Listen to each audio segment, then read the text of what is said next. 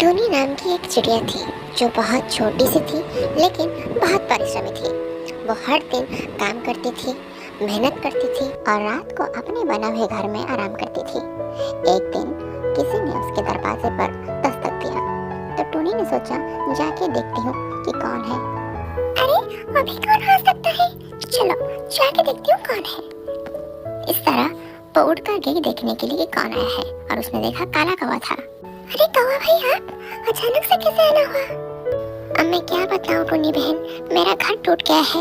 अगर तुम मुझे एक दिन के लिए रहने दो तो बहुत अच्छा होगा, क्योंकि मेरे पास रहने के लिए घर भी नहीं है। हाँ टूनी बहन, मना मत करना, हमारे पास रहने के लिए कुछ नहीं है। कोई बात नहीं, घर के अंदर आ जाओ। अब सब ठीक है? सब तो ठीक है टूनी चिड़िया, लेकिन बहुत भूख लगी है। अगर तुम कुछ खाने के लिए दे दो, क्योंकि हमने कुछ नहीं खाया है और वैसे भी हमारा घर टूट गया था जिसमें खाना था। इस तरह टूनी ने उनको खाने के लिए कुछ दिया और इस तरह वो सब खा के सो गए। जब सुबह हुई तब टूनी की आँख खोली और उसने देखा कि अब तक कौवा और उसकी पत्नी सो रहे थे। अरे कौवा भाई उठ जाओ, सुबह हो गई। अरे कौवा भाई उठ जाओ। तब कौवा का भाई आँख खोल गया और उसने कहा, कोई बात नहीं टूनी, हम थक चुके हैं, थोड़ा और सोने दो, उसके बाद हम चले जाएंगे। तुम जाओ अपना खाना लेने के लिए, तुम चली जाओ, हम चले जाएंगे। उसके बाद टूनी ने अपना खाना ढूंढने के लिए चली गई और इस तरह दोपहर हो गई। दोपहर होने के बाद काला कौवा का आँख खोला। वो उठ गया और अपनी पत्नी को पुकारा, सुनो सुनो, दोपहर हो गए, उठो अब। कितना नरम बिस्तर है, इस बिस्तर से तो उठने का मन ही नहीं करता। उसके बाद पति ने कहा, इसके लिए तो मेहनत करना पड़ता है ना, जो तुम कभी नहीं करोगी। अरे कालू, मैं तो कुछ और ही सोच रहा हूँ। कहीं तुम ये तो नहीं सोच रही हो कि उसके घर को कैसे कब्जा करना है? अरे वाह कालू, तुम्हें तो सब पता है। तुम्हारी रग रग से वाकिफ हूँ, पता कैसे नहीं चलेगा? तो फिर तुम्हारा ख्याल क्या है? मेरा ख्याल वही है जो तुम्हारा है। तो फिर चिंता मत करो, उसको भगाने का काम मेरा है। सोने के लिए नरम बिस्तर और खाने के लिए भरपूर खाना, दोनों को देखकर वो दोनों तो पागल ही जैसी हो गई। शाम को टूनी चिड़िया ने अपने घर पर जब लौट के देखा तो दरवाजा बंद था। उसने दरवाजा खटखटाया। अरे शायद वो आ गई, अब हम क्या करेंगे? अरे आप चिंता मत कीजिए, उसको तो मैं देखती हूँ। क्यों आके परेशान कर रही हो इधर? तुम्हारा कोई काम नहीं है क्या चिड़िया? जाओ इधर से। कौवे की बात सुनकर टूनी का तो दिमाग ही खराब हो गया।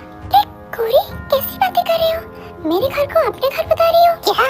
ये मेरा घर है और मेरे घर से निकल जाओ। गौरी ऐसे मत करो गौरी, बाहर बहुत ठंड है, मुझे प्लीज अंदर आने दो। प्लीज ऐसे मत करो मेरे साथ। फालतू बात मत करो, जल्दी से निकलो यहाँ से। तुम ऐसा कैसे कर सकती हो गौरी? उल्टा मैंने तुम्हें रहने के लिए जगह दिया और उसके बाद तुम मेरे साथ ऐसा कर रहे हो? तुम्हें शर्म नहीं आती गौरी ऐसा करते हुए? लेकिन गौरी ने उसकी एक नहीं सुनी। अपना उदास चेहरा लेकर टूनी वहाँ से चली गई। अपनी दुखी मन के साथ उड़ते उड़ते टूनी आकर एक जगह पर बैठ गई। अब अंदर ही अंदर सोच रही थी, अब मैं करूँ तो क्या करूँ, मेरा घर ही मेरे पास नहीं है। अचानक से वहाँ पर पड़ा तरबूज ने बोलने लगा, अरे टूनी क्या हुआ? जो जो टूनी के साथ हुआ था उसने सब विस्तार रूप में तरबूज को बताया कि किस तरह कौवे ने उसकी घर छीन लिया। मेरे पास इस समस्या का एक समाधान है। कैसा समाधान तरबूज भैया?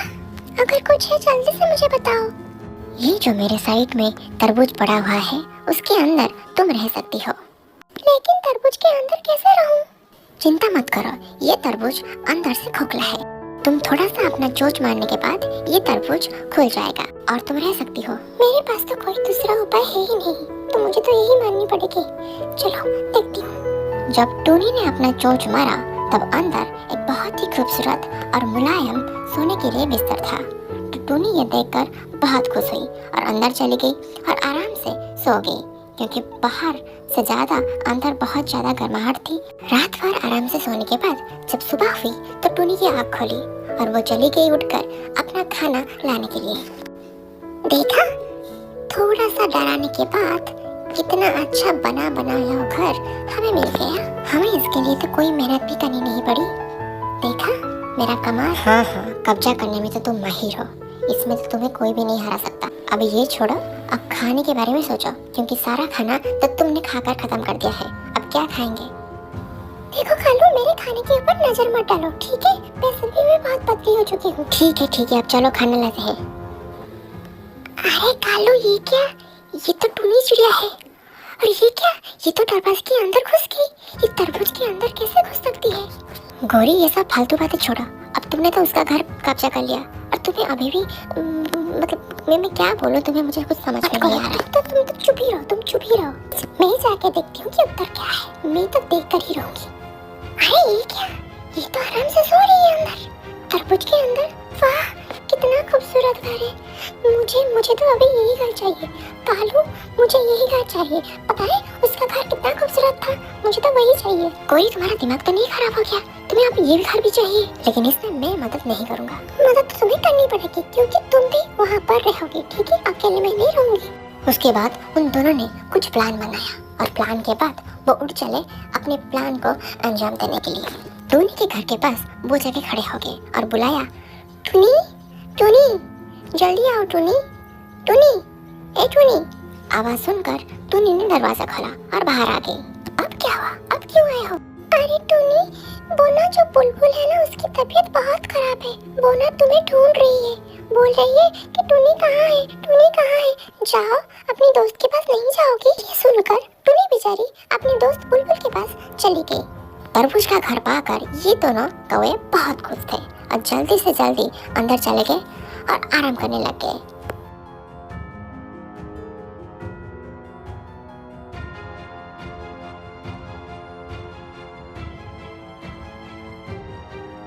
और इधर टोनी ने उठकर आके अपने बुलबुल के पास पहुंची और उसको पूछी, अरे बुलबुल, तुम्हारी तबीयत अब कैसी है? मैं तो ठीक हूँ, मुझे क्या हुआ है? मुझे तो कुछ नहीं हुआ है, लेकिन तुम ऐसा क्यों पूछ रही हो? मुझे लगता है अब कौवे ने मुझे फिर से बेवकूफ बनाया है। चलो मैं चलती हूँ और बाद में तुम्हें सब कुछ बताती हूँ, ठीक है? ठीक है। टूनी वहाँ से उठकर आ गई और अपने घर के पास आकर देखी कि वो दोनों कौवे आराम कर रहे थे। कौवा, कौवा, जल्दी से दरवाजा खोल। कौवा, तुम्हारी हिम्मत कैसे हुई मेरे घर फिर से लेने के लिए? तुम्हें शर्म नहीं आती? दूसरों का घर कब्जा करने में शर्म कैसी? और वैसे भी तुम्हारा पुराना खाली है, तो जाओ उधर रह लो। ये सुनकर टूनी उठकर अपने पुराने घर के पास आ गई। देखा कालू, मैंने उसको किस तरह भगाया। भगाने में तो तुम माहिर हो, ये तो मुझे पता ही है। तुम्हें और क्या आता है, लेकिन उसने कुछ बोला क्यों नहीं? मुझे तो ऐसा लगता है कि कुछ ना कुछ तो पक्का होने वाला है कालू। और सचमुच उस दिन बारिश होने लग गई, जोर से बारिश हुआ और पूरा एरिया बारिश के पानी से भर गया। इधर अपने पुराने घर में टूनी चिड़िया बारिश का मजा ले रही थी, लेकिन उधर ज्यादा बारिश के कारण पूरा का पूरा पानी तरबूज घर के अंदर घुस गया और बेचारे काले कौवे और उसकी पत्नी दोनों ही परेशान में आ गई। बुलाया सबको, लेकिन सुना कोई नहीं और उसके बाद उन दोनों का अंत हो गया। इस कहानी से हमें यही शिक्षा मिलती है कि हमको दूसरे लोगों को परेशानी में नहीं डालना है, वरना उसका दंड सिर्फ और सिर्फ हमें ही मिलेगा।